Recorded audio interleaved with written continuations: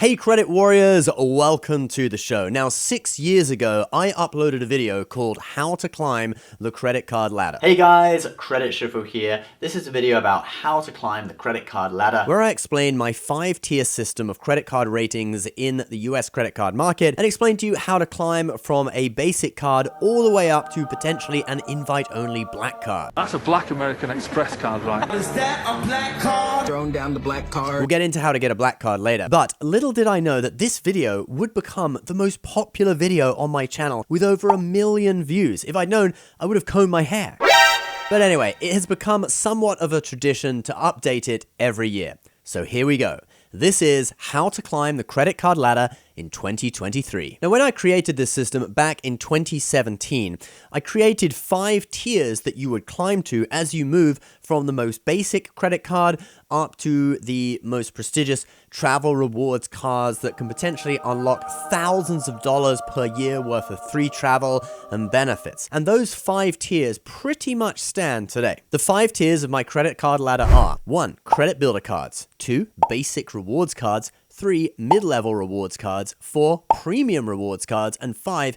Invite-only black cards. But this year, I have noticed a change in the credit card market here in the US. In fact, it started with the Amex Gold a few years back, and it has continued with more of this type of card being added through 2022 and 2023. I have been noticing a type of card that fits in kind of between Tier 3 and Tier 4. They have higher annual fees than your average Tier 3 card, and they offer better benefits, but none are up to the level of a Tier 4 card. So this year, I'm actually going to be adding a Tier 3.5. Ooh, I know this is going to be controversial, but I think this trend is big enough to make it official. And we want to explain the differences between these cards and the regular Tier 3 cards so you know whether you can get value out of them or not. In addition, we now see a lot more variation in Tier 4 as well. Annual fees on pretty much every Tier 4 card in the past were $450, but now many of them have increased and some are coming in lowballing just under that. So we've got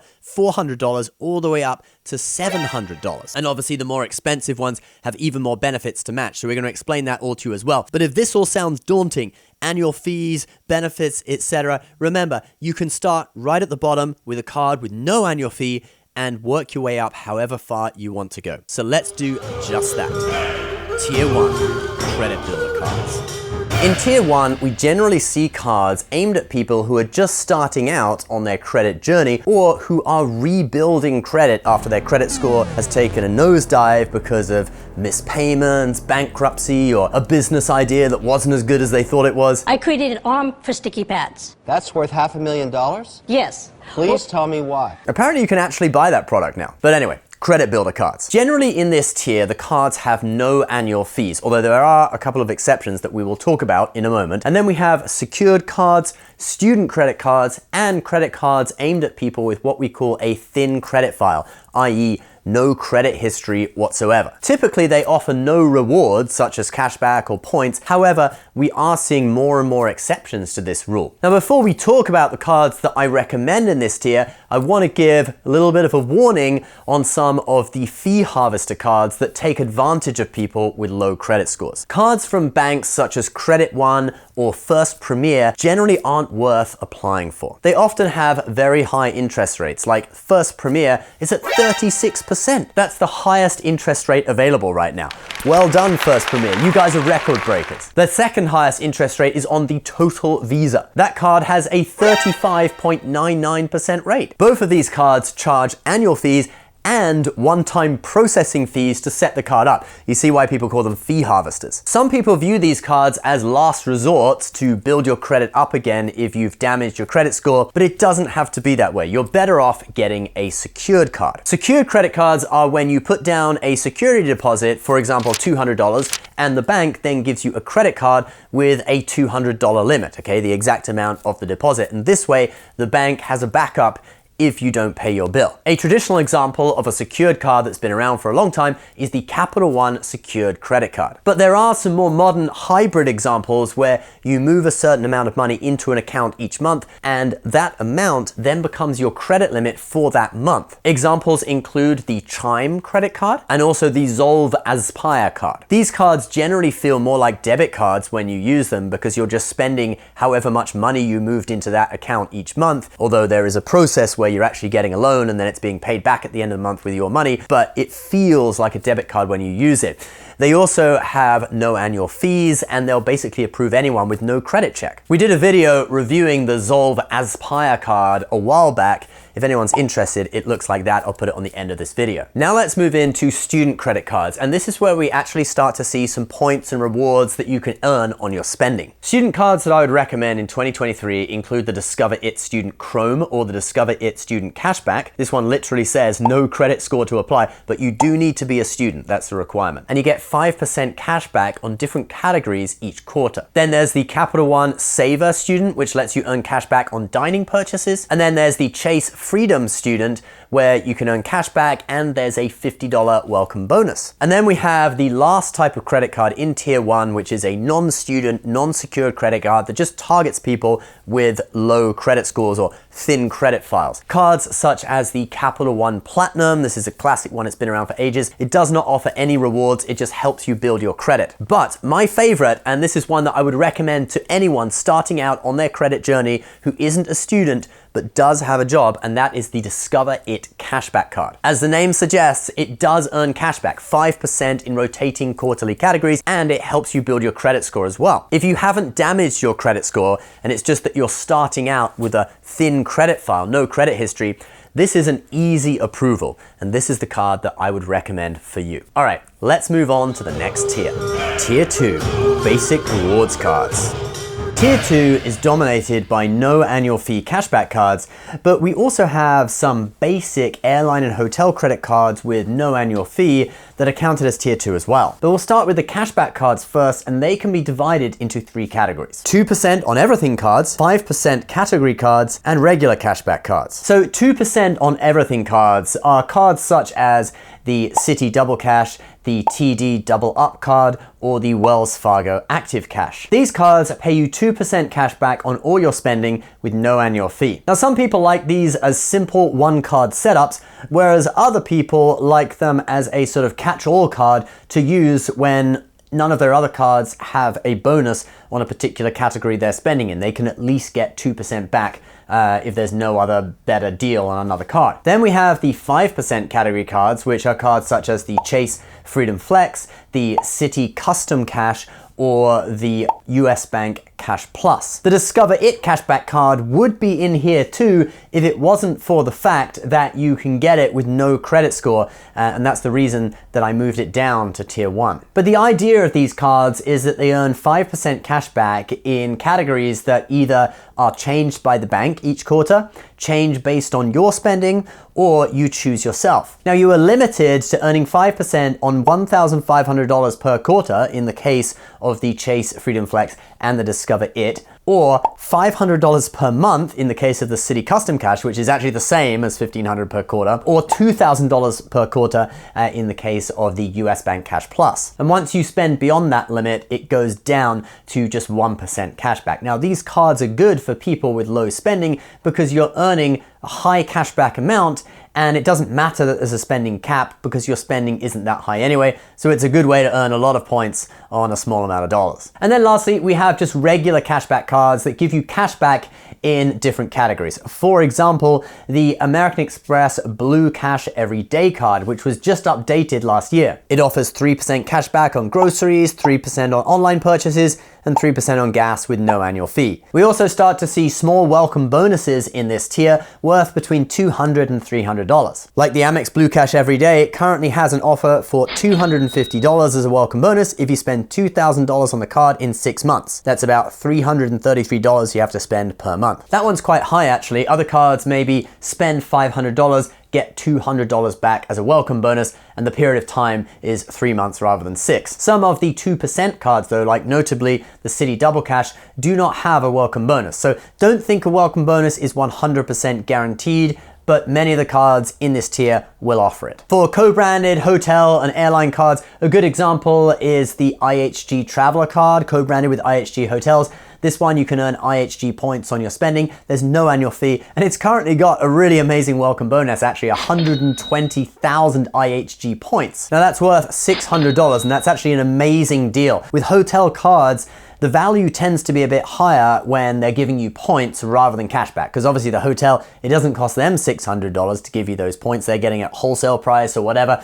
But yeah, it's an amazing deal. It's currently available at the time of shooting of this video, so if you're interested, I'll put a link to that card below if you want to learn more. Then for an airline co-branded card in tier 2, the United Gateway card is a good example. You can earn United points on your spending, and there's no annual fee. There's also a welcome bonus of 20,000 United miles. Now, in terms of what credit score you need for a tier 2 card, you're going to need to be in the upper 600s, probably 670 or higher. Some cards, like notably Chase cards, will require a year of credit history. That's not an official rule, but from data points, we know that generally Chase will not approve you for a card unless you have a year of credit history. You can, however, get around it if you bank with Chase and you talk to a banker in branch who sends a recommendation letter to the credit card department to help you get approved. Credit limits in tier 2 tend to start at about $500. That would be the minimum limit they would give you. For example, Chase Freedom Flex minimum credit limit is $500, but the limits will obviously be higher the higher credit score and income you have. So don't think it's limited to 500. If you're already at an 800 credit score and you apply for a tier 2 card, you might get a $5,000 limit. So I'd recommend getting one card in tier 1 before moving up to tier 2. And for people who are on Team Cashback, you are going to heavily focus on this tier, since this is where you guys get the most value, cards that earn good cashback rates with no annual fees. If you prefer points, however, you may have one or two tier 2 cards, but then you're really going to be focusing on our next tier. But before we tell you about tier 3, if you have a load of credit cards, no matter what tier they come from, and you're looking for an easy way of keeping data on all your credit cards in one place, I recommend the sponsor of today's video, Max Rewards. It's a smartphone app that does a read-only link to all your credit cards, even if they're from different issuers, and it will show you all of your transactions, your balances, your points and rewards and cashback balances from all your cards in one easy-to-use dashboard. The app will also tell you which card from your wallet to use in which spending category to get the maximum rate of rewards and cashback. And if you have the Pro version of Max Rewards Gold,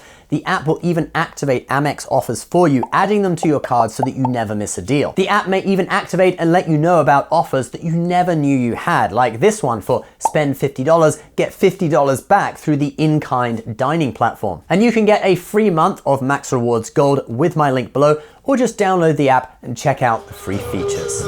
Tier 3, mid-level rewards cards.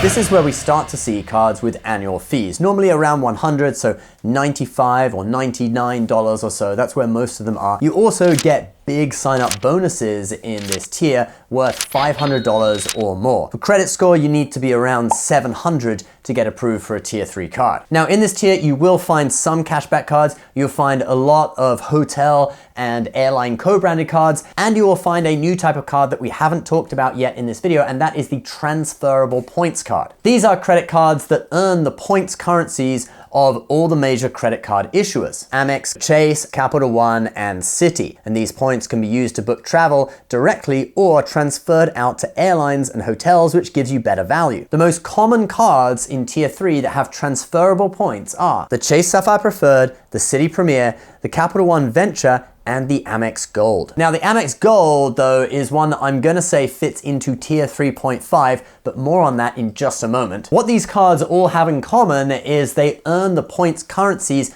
of their respective banks, and this type of points are considered the most valuable in the whole of the US credit card market. Once you transfer them out to airlines, for example, and book business class or first class flights, you can get 2+ cents per point in value. It effectively doubles the value of the points. So if you are a credit card travel hacker, tier 3 is where you're going to focus most of your efforts. This is where most of your cards are going to be in tier 3, because they're cards with very reasonable annual fees, but they earn transferable points or other types of points, and they all have really big welcome bonuses worth $500 or more. And the cool thing is, cashback earned on some of the Tier 2 cards from the same banks as Tier 3 transferable points cards can be transferred over and it becomes points. For example, you earn cashback on the Freedom Flex, you transfer that to the Chase Sapphire Preferred, and it becomes points. So you can have Tier 3 and Tier 2 working in unison if you are on the points and miles team rather than Team Cashback. Now, in addition to cards with transferable points, there are also many co-branded hotel and airline cards in this tier. For example, the IHG Rewards Premier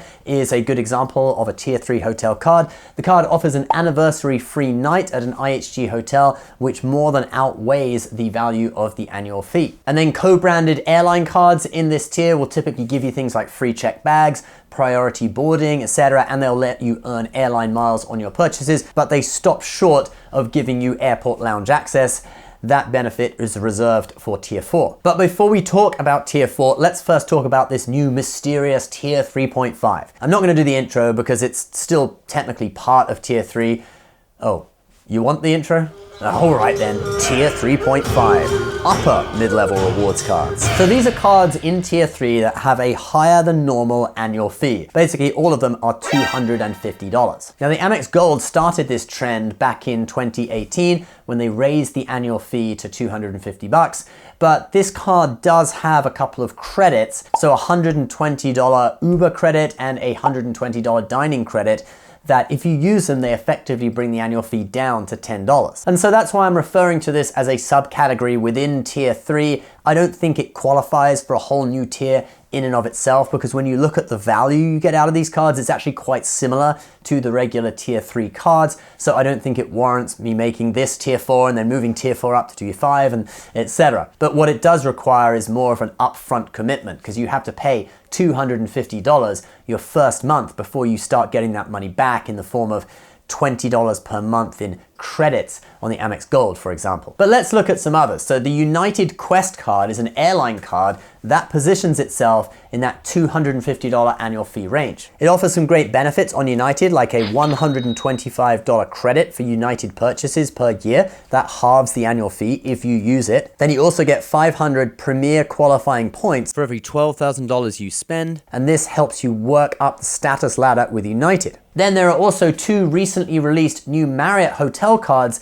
that also have annual fees of $250. One of them is the Marriott Bonvoy Bevy American Express. It gives you Marriott Gold status plus 15 qualifying nights per year towards the next level of status. Now, although there may be some cases in which this card would be advantageous, most people who I've spoken to and who've written about this online seem to think that either a lower level Marriott card or a higher level Marriott card would be more advantageous. So you have to really weigh up the benefits with these Tier 3.5 cards to see whether they would be right for you. I think the Marriott card, probably for most people, it won't be right for them. The United Quest card, on the other hand, that could be a great card for someone who often flies United, and the Amex Gold could also be a great card for people who dine out at least once a month on one of the restaurants that the dining credit covers and order Uber Eats at least once a month. But that pretty much covers Tier 3 and 3.5. Let's now move on to our next one. Tier 4, Premium Travel Credit Cards.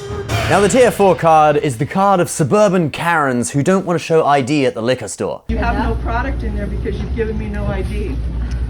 Karen, what's your last I name? have a American Express card that's platinum. Alright, just joking, but seriously, this is where the fun starts in terms of travel perks. Cards in this tier are often thought of as benefits cards rather than cards that you use to earn a load of points. So, for example, almost every card in this tier offers airport lounge access through Priority Pass, which is the most common program on US credit cards. It gives you access to over 1,300 airport lounges worldwide. Some cards even give you access to additional lounges on top of Priority Pass. For example, Plaza Premium lounges, which are kind of their own thing, and then you have lounges of that particular bank or issuer. For example, American Express Centurion lounges. Then there are hotel collections such as the Amex Fine Hotels and Resorts collection, the Chase Luxury Hotels collection, and the new Capital One Premier collection. If you book one of the hotels in these collections with your card, you'll typically get things like room room upgrades, free breakfast, and a $100 credit